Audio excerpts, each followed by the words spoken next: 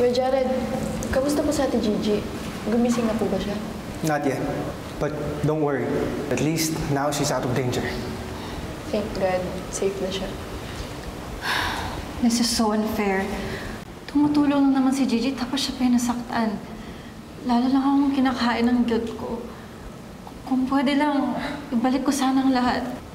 Allison, what's done is done. Okay? Siguro ang pinakamagandang gawin na lang natin ngayon ay tulungan siya sa laban niya. Basta sabihin mo lang kung may kailangan ka, kung may pwede pa akong maitulong, tawagan mo ako kaagad. Tawagan? Why? Saan ka pupunta? Sabi ni Madam Sofia, tutulungan niya kami magkapatid na pumunta sa Singapore para maprotektahan niya kami magkapatid. This is unbelievable.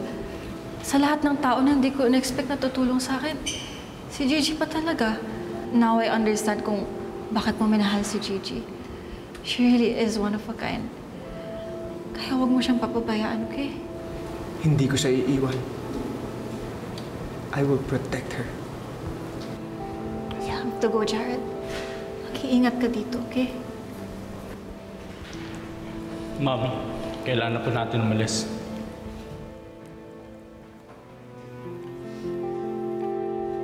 You have to go, Jared. Mag-iingat ka dito, ha? Ingat din kayo.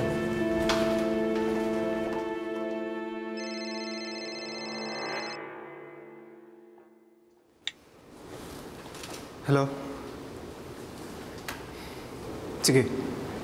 Magkita tayo. Pumunta ka na lang dito sa ospital.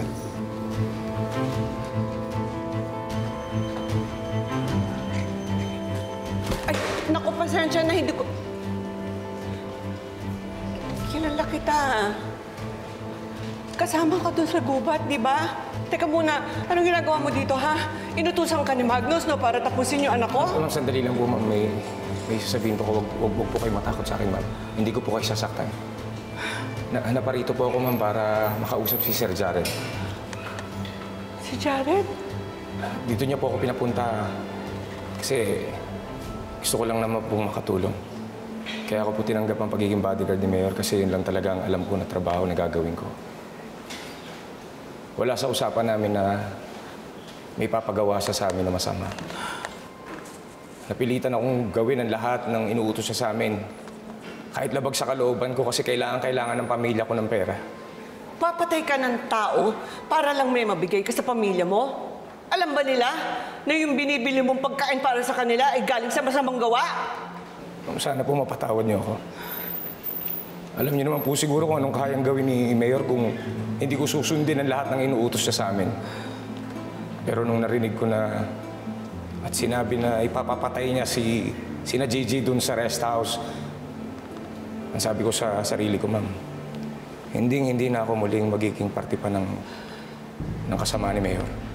Hindi ka kasama sa nagpaulan ng bala sa anak ko? Hindi, ma'am.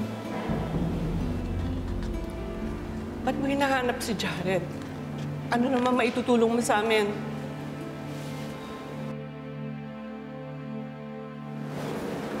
Ma'am, gamitin niyo po ito. Nandito po ang ebidensya na makakatulong sa inyo.